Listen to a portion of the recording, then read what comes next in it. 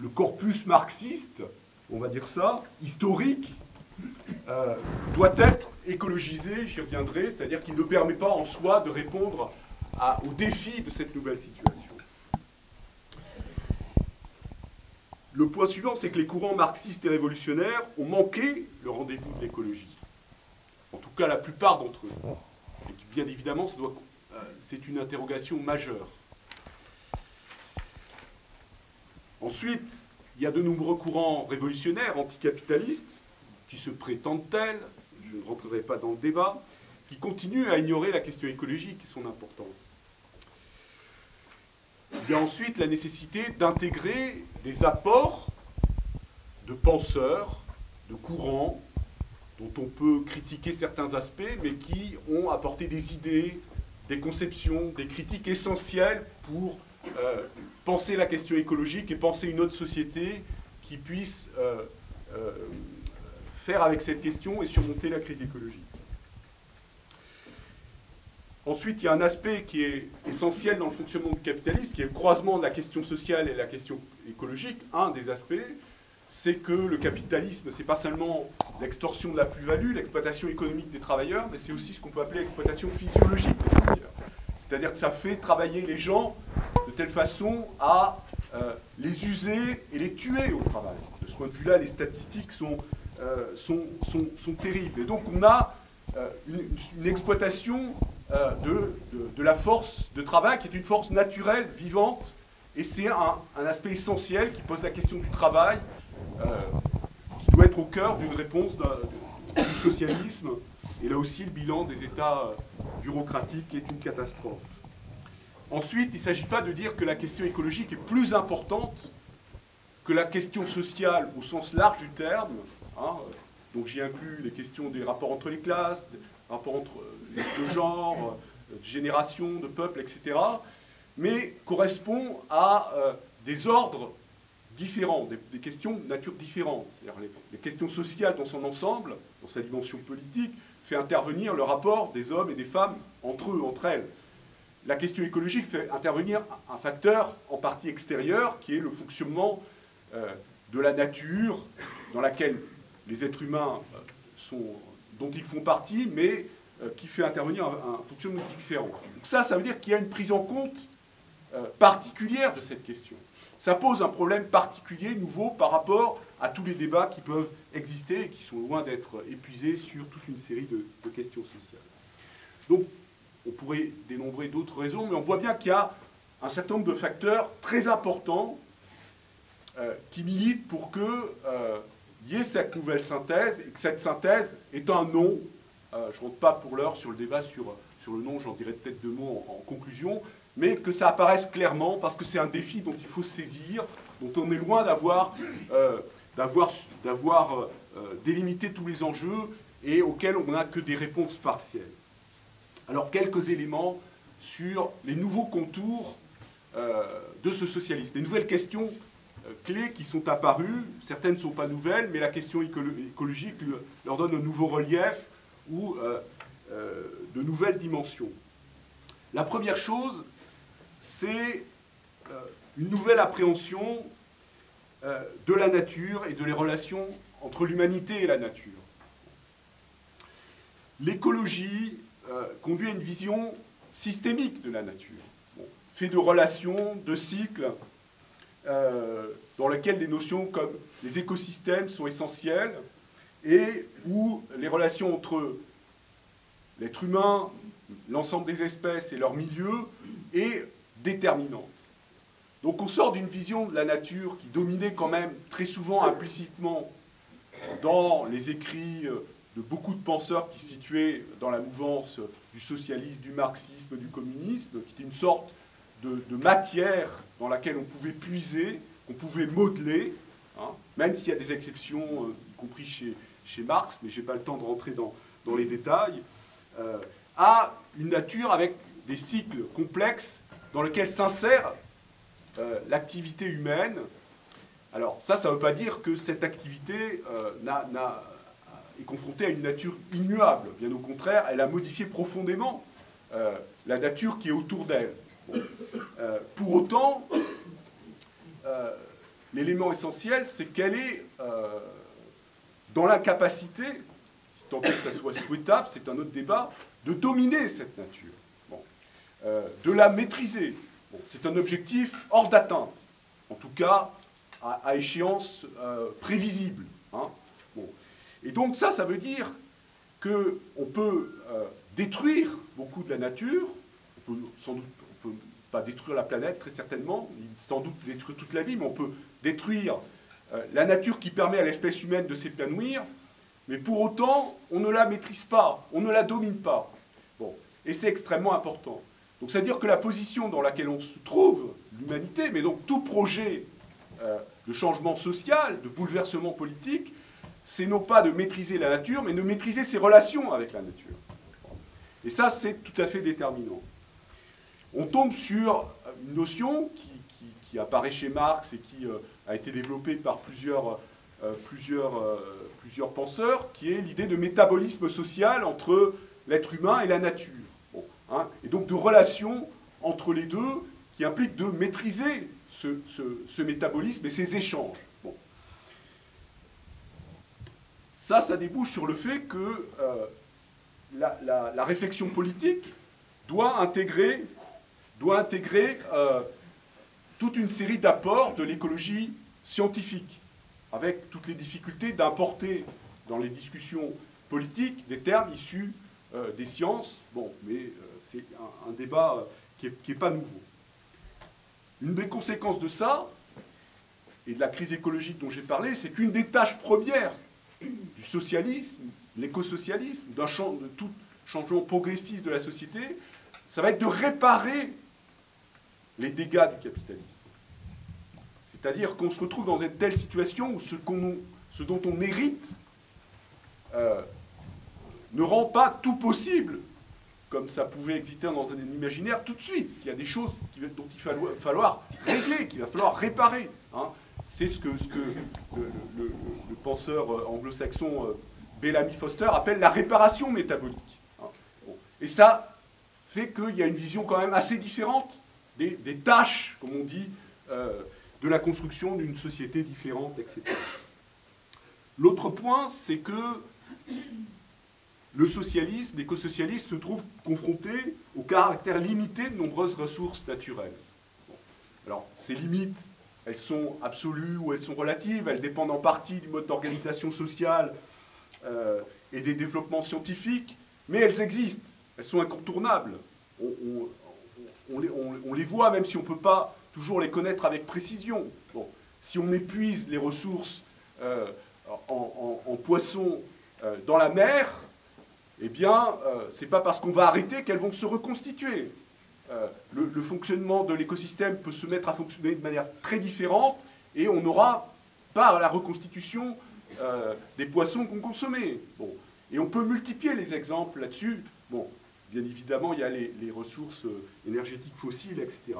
Donc ça veut dire qu'il y a toute une série de choses, tout un implicite sur lequel était fondée une certaine conception du socialisme, c'est-à-dire l'idée de l'abondance, avec laquelle allait la croissance impétueuse des forces productives. Hein, il y a des passages très nets et de Marx et d'Engels et de bien d'autres après, même s'il n'y a pas que ça chez eux, mais il y a aussi ça chez eux, qui pose problème. Bon.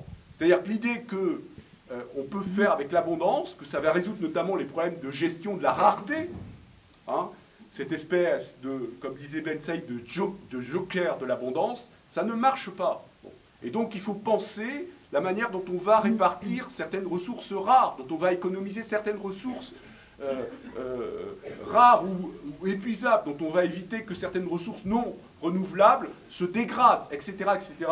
Je développe. Ce qui aboutit à poser la question de la croissance de manière relativement différente et profondément différente. Bon, puisque si on dit que ce qu'on vise, c'est non pas l'abondance, mais en gros la suffisance matérielle, qui n'est pas la suffisance de tout, qui est une suffisance matérielle et une sobriété collective. Sobriété, ce n'est ni austérité, ni frugalité, c'est sobriété. Ça ne veut pas dire exactement la même chose, je n'ai pas le temps de rentrer dans le débat, on en débattra peut-être tout à l'heure. Ça veut dire qu'on ne peut pas se fonder donc sur l'idée que, eh ben, on va développer les forces productives jusqu'à ce qu'il y ait assez pour tout le monde, de tout ce qu'on veut. Bon.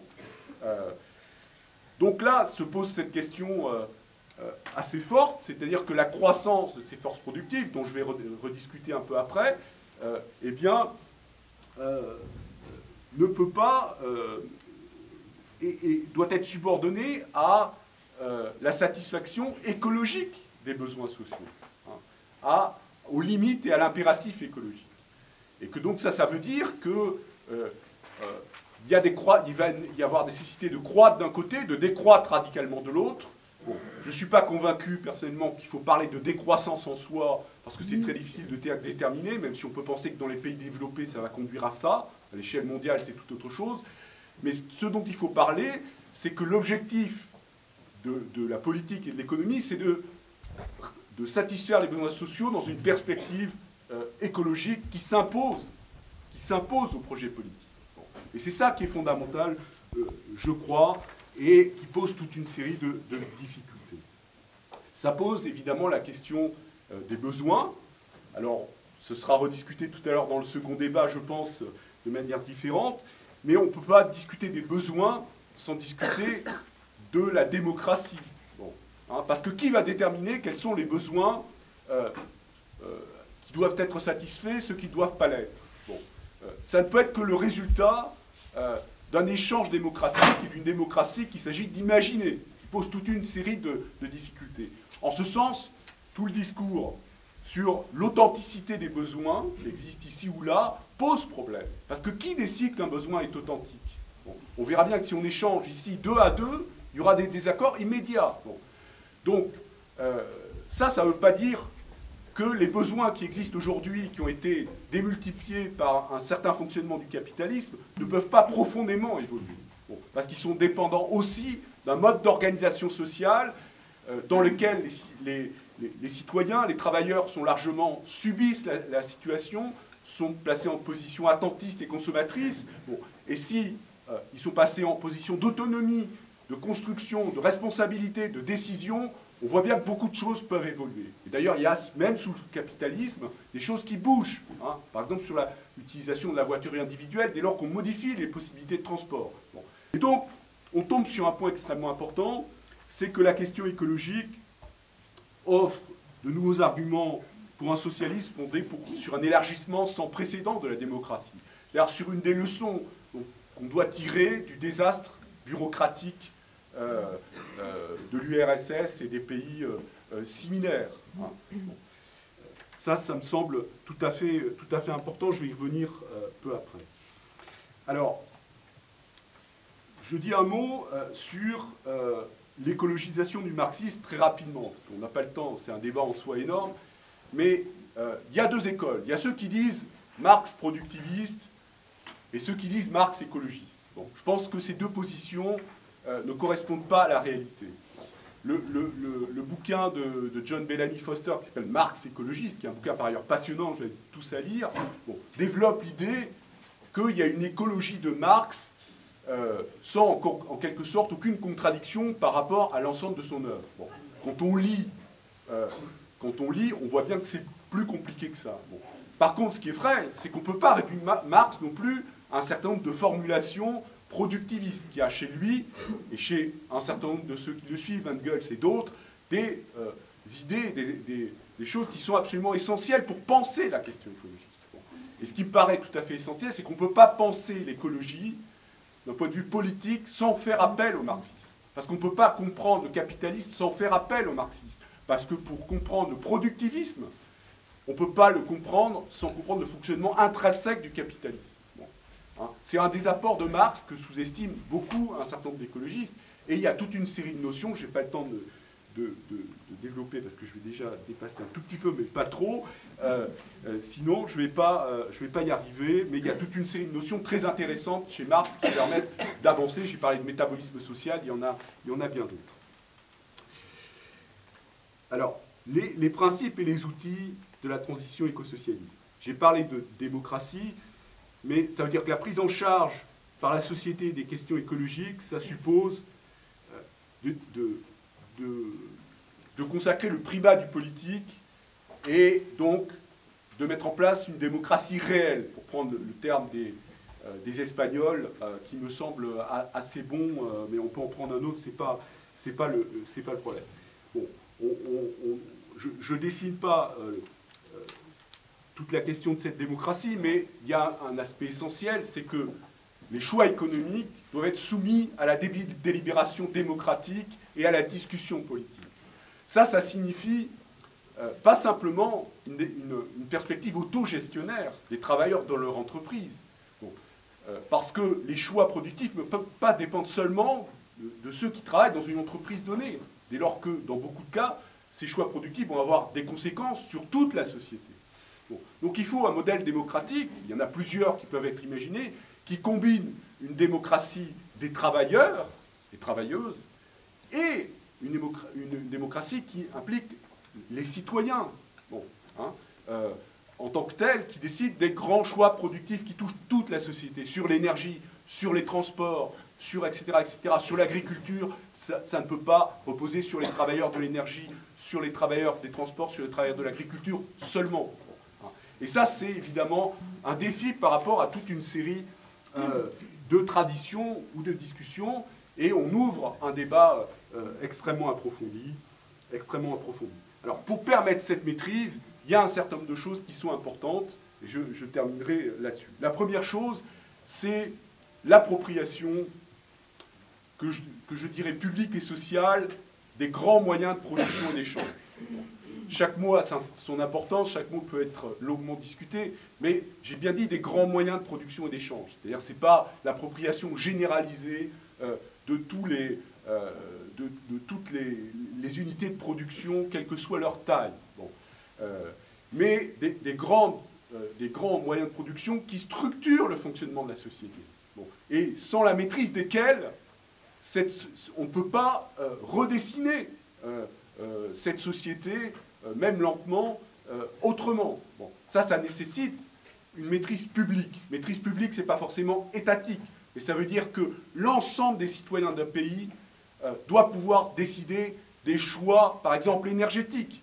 Et donc, les grands moyens de production énergétique leur fonctionnement doit s'inscrire dans l'application de ces grands choix. Bon. Même si ensuite, il y a des choix qui vont relever plus particulièrement des travailleurs de l'énergie. On peut multiplier les cas comme ça. Bon. Mais bien évidemment, ça ne signifie pas qu'il n'y a pas une place importante pour d'autres modalités de propriété. Et Laurence développera, je pense, ce point à partir de l'exemple agricole.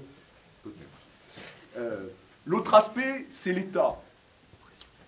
L'État et les forces productives, je fais un regroupement, bien évidemment, ces deux points essentiels. Vous vous rappelez ce que disait Marx sur la Commune de Paris, c'est-à-dire que les travailleurs ne peuvent pas prendre telle quelle la machine d'État et la faire fonctionner pour leur propre compte. Bon.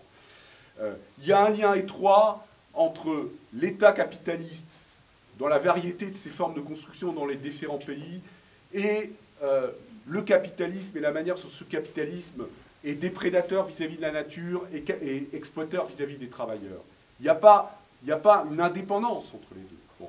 De la même manière, il n'y a pas une neutralité des forces productives. C'est-à-dire que les forces productives qui ont été développées sous le capitalisme, et on en discutera à la fois sur l'agriculture et sur l'énergie dans des débats suivants, ce sont des forces productives qui ont été structurées par et pour le fonctionnement du capitalisme. Ce n'est pas un hasard si on a un capitalisme fossile, basé sur des énergies fossiles. Ce n'est pas un hasard si la place du transport routier aujourd'hui est celle qu'elle est. Ce n'est pas un hasard si on a une agriculture industrielle. C'est profondément congruent, comme disait Altvater, qui est un penseur de l'écologie, avec le fonctionnement du capitalisme. Ça veut dire, pour des raisons à la fois économiques, écologiques et sociales, ça veut dire que, dès lors qu'on construit une autre société, il faut bouleverser ces forces productives. À la fois écologiquement et socialement, les bouleverser de manière écosociale, si on veut créer un néologisme, de manière intrinsèque, bon, de manière combinée, je veux dire. C'est quelque chose de tout à fait essentiel. Certaines doivent être purement et simplement abandonnées. Le nucléaire, la production de pesticides, la production massive, en tout cas d'armement, etc. D'autres doivent être profondément refondues, l'agriculture, etc. Mais en gros, toutes doivent être profondément bouleversées. C'est évidemment un travail de longue haleine, mais ça nécessite des décisions politiques, un débat démocratique, etc. etc. Enfin, il y a un outil important, et là j'en dis pas plus, mais dans la présentation c'est comme ça, pour faire ça, on a besoin de pouvoir, et à mon avis c'est étroitement lié au fonctionnement démocratique, de planifier ces changements. Bon. Et ça pose toute la question d'une planification démocratique qui n'est pas uniquement justifiée par des questions écologiques, mais qui est aussi fortement justifiée par des questions écologiques. De quelle manière on la conçoit, comment cette planification est compatible avec une véritable démocratie, etc. Et c'est l'objet du second débat cet après-midi, donc je déflore pas le sujet. Je finis juste sur le dernier point, c'est la place du droit dans la société nouvelle. Bon. La place du droit est extrêmement importante. On ne peut pas laisser entendre que le droit disparaîtrait ou serait peu utile. Au contraire, un des moments fondateurs d'une nouvelle société, c'est le fait d'édicter une nouvelle constitution. Et dans l'édiction de cette nouvelle constitution, il y a des principes extrêmement forts par rapport aux relations, à la maîtrise de la production collective. On fait par exemple, imaginez que les travailleurs ont le droit de gérer leur unité de production, mais aussi que dans les rapports avec la nature, hein, bon, le fait par exemple, d'édicter un principe, on peut discuter que les choix productifs ne doivent pas conduire à une destruction de la nature, etc. etc. Bon, hein, je laisse de côté le débat sur les droits de la nature, qui est un tout autre débat, parce qu'on n'a pas forcément le temps. Mais voilà, donc il y a un certain nombre de principes fondamentaux, tout ça n'est pas radicalement nouveau, mais on voit bien que l'écosocialisme vient nourrir toute une série de réflexions qui aboutissent à réviser hein, le socle marxiste traditionnel et en même temps à poser toute une série de débats qui sont ouverts. Hein, et je ferme là-dessus. L'écosocialisme, ce n'est pas un nouveau dogme, hein, c'est la délimitation d'un champ de réflexion, de controverse, de polémique, bon, mais qui affirme quelque chose de fondamental, c'est qu'il faut sortir du capitalisme bon, pour aller vers une société de l'émancipation politique humaine, etc., que ça doit se faire en prenant en considération l'impératif écologique, et que c'est dans ce cadre-là qu'il